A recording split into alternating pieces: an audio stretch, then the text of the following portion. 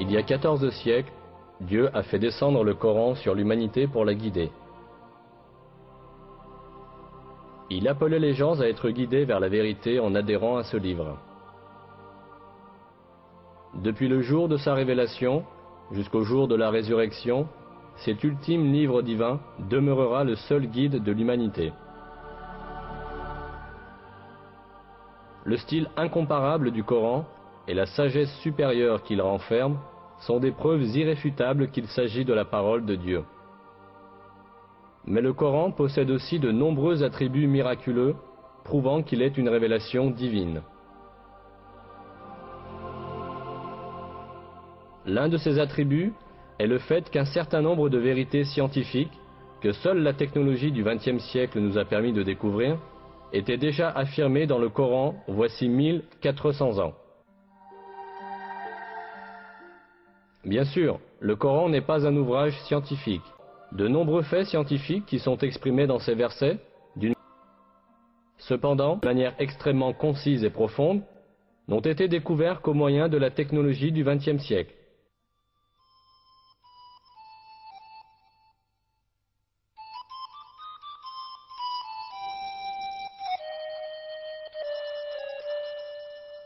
Au 7e siècle, lorsque le Coran a été révélé, la société arabe avait de nombreuses superstitions sans fondement à propos des questions scientifiques.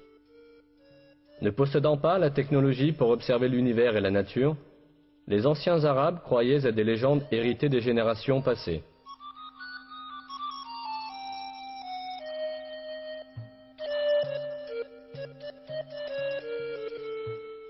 Ils supposaient, par exemple, que les montagnes soutenaient le ciel. Ils croyaient que le monde était plat et qu'il y avait de hautes montagnes à chaque extrémité. On pensait que ces montagnes étaient des piliers qui maintenaient en l'air la voûte du ciel.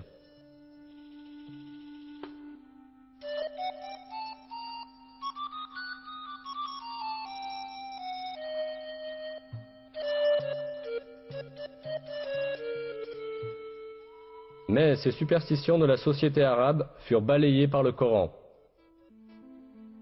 Par exemple, le verset « Dieu est celui qui a élevé les cieux sans piliers » abolissait la croyance que le ciel restait en l'air grâce aux montagnes.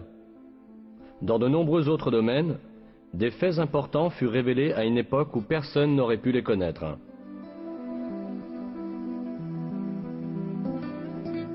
Le Coran, qui a été révélé à une époque où les gens savaient très peu de choses sur l'astronomie, la physique ou la biologie, contient des faits essentiels sur des sujets variés, comme la création de l'univers, la création de l'être humain, la structure de l'atmosphère et les équilibres délicats qui rendent possible la vie sur Terre. Examinons maintenant quelques-unes des vérités scientifiques révélées dans le Coran.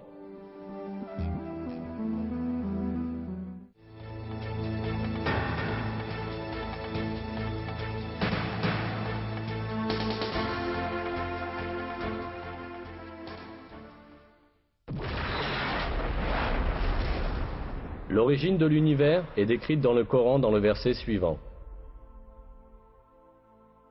Lui, qui est à l'origine des cieux et de la terre. Cette information, donnée dans le Coran, est totalement en accord avec les découvertes de la science contemporaine. La conclusion, atteinte par l'astrophysique aujourd'hui, est que l'univers tout entier, ainsi que les dimensions de la matière et de l'espace, sont apparus à la suite d'une grande explosion qui a eu lieu hors du temps.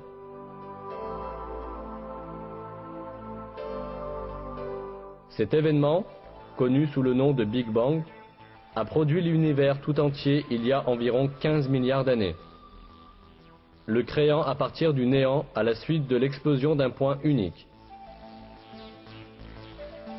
Les cercles scientifiques modernes s'accordent à dire que le Big Bang est la seule explication rationnelle et prouvable de commencement de l'univers et de la manière dont l'univers est apparu.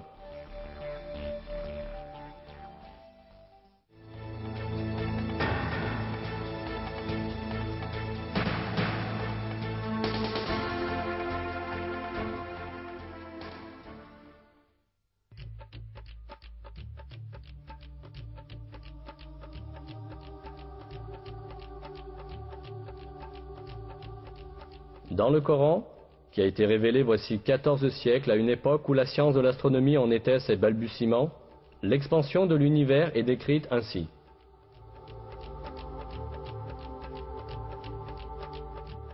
Le ciel, nous l'avons construit par notre puissance et nous l'élargissons constamment.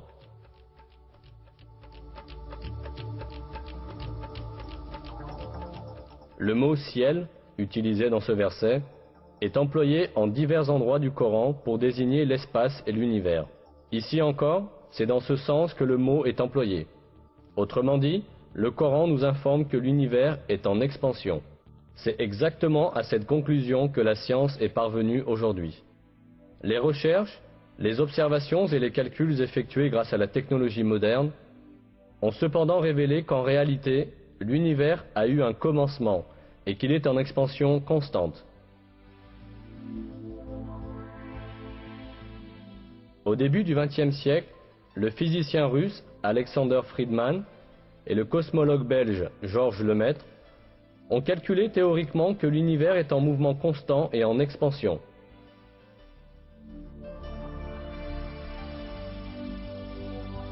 Ce fait devait être prouvé par l'observation en 1929.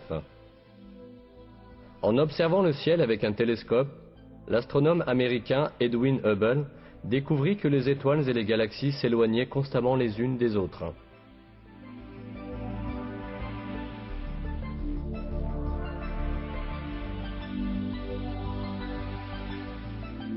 Un univers dont tous les éléments s'éloignent constamment les uns des autres ne pouvait qu'être un univers en expansion constante.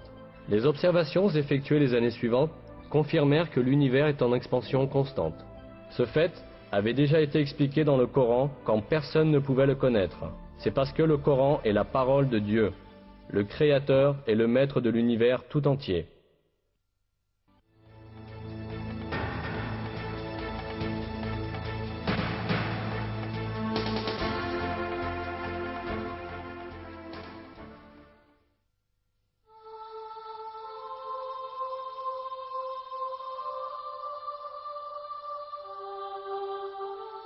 Les versets du Coran évoquant le soleil et la lune soulignent que chacun se déplace dans une certaine orbite. C'est lui qui a créé la nuit et le jour, le soleil et la lune. Chacun vogue dans une orbite.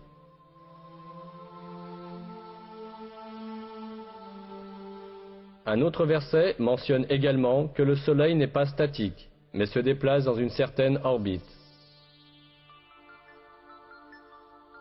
Et le soleil court vers un lieu de séjour qui lui est propre. Telle est la détermination du Tout-Puissant, de l'Omniscient.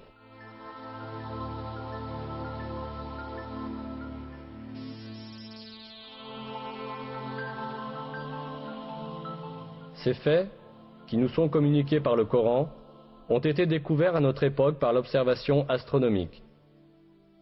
Selon les calculs des experts en astronomie, le Soleil voyage à la vitesse extraordinaire de 720 000 km à l'heure.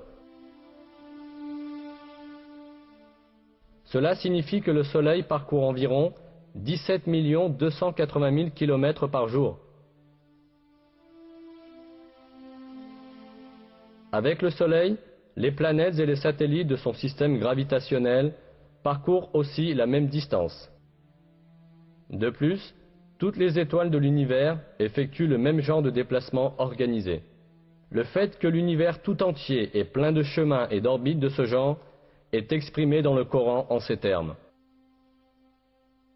Par le ciel aux voies parfaitement tracées.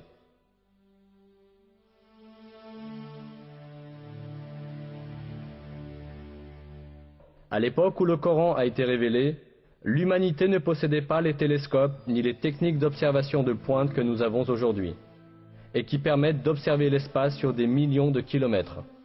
Elle n'avait pas non plus la connaissance moderne de la physique ou de l'astronomie.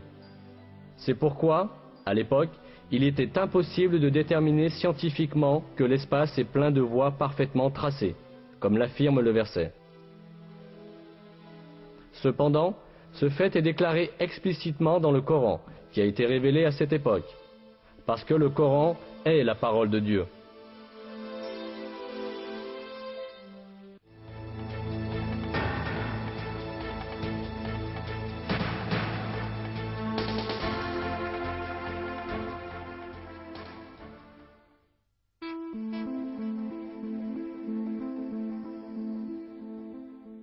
Dans le Coran, Dieu attire notre attention sur un attribut très intéressant du ciel.